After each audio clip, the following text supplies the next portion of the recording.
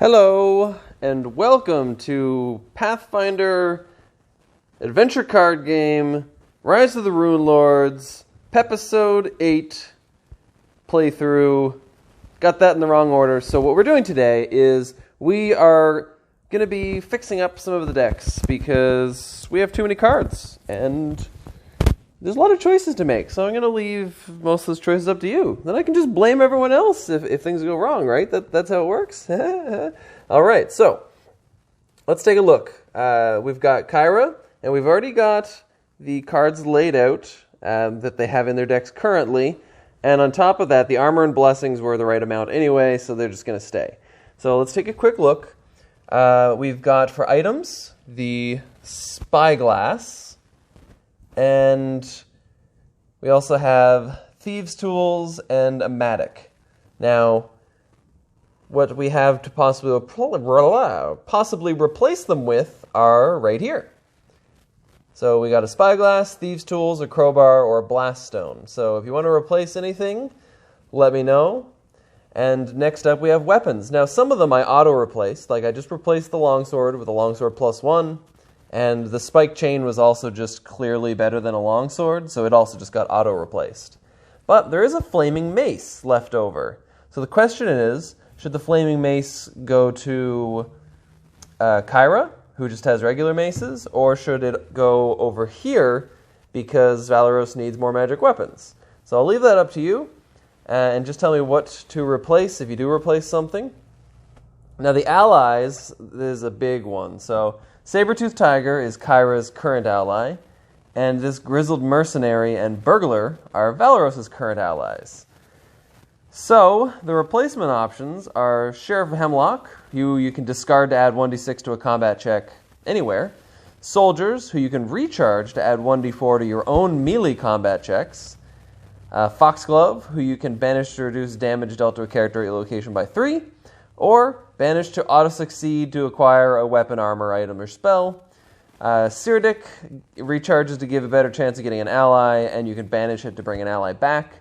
And these two just boost either your non-combat dex or charisma, or your survival check. So again, here is what Valeros currently has, and here is what Kyra currently has.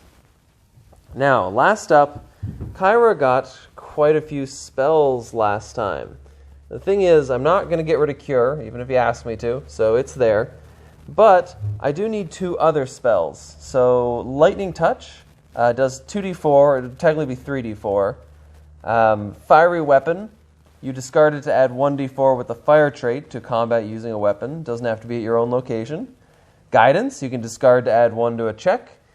And all of these potentially recharge. Other than Lightning Touch, because this isn't divine, if I were to take it, it's just going to go away after the first use. So another fiery weapon, and then Detect Magic that looks at the top card of the deck and auto-encounters it if it's a blessing or a spell. If it has the magic trait, or it's a spell or a blessing, blah. Otherwise, you just put it back on top so it can kind of let you see ahead. So that is essentially everything. That is what we have for the options here. And one important note on the weapons, this doesn't require proficiency, but pretty much all of these do. So Kyra can't just be given one of these weapons, or she won't be able to use it very well. So it's something to keep in mind. Now, something else I wanted to talk about was the possibility of all of you playing along with me. Someone brought up in the comments, and I meant to bring this up a lot earlier, but there are 2 different versions of this game that you could play online. One is there's a phone version, which as far as I know is free. It was free when I originally played it.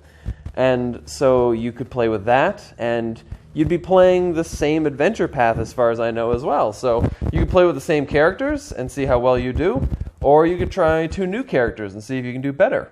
On top of that, the game is available on Steam. Now that version does cost money, but as far as I know, you get more adventure paths unlocked automatically, so you'll have a lot easier time playing it, whereas the app version, you have to spend the in-game coins that you earn in order to unlock future stuff, unless you just want to pay for it. But I would suggest playing free just to try it out and see how you enjoy the game, and it gives a good tutorial of how the game is played if how I've been playing hasn't been making things super clear. But otherwise, I really want to know in the comments how you would like the characters to be built, and then I'll move on to the next scenario. I'll probably record that on Friday. Anyway, thanks though for watching. I'd love to hear from you, but as always, until next time, live free, game hard. Bye.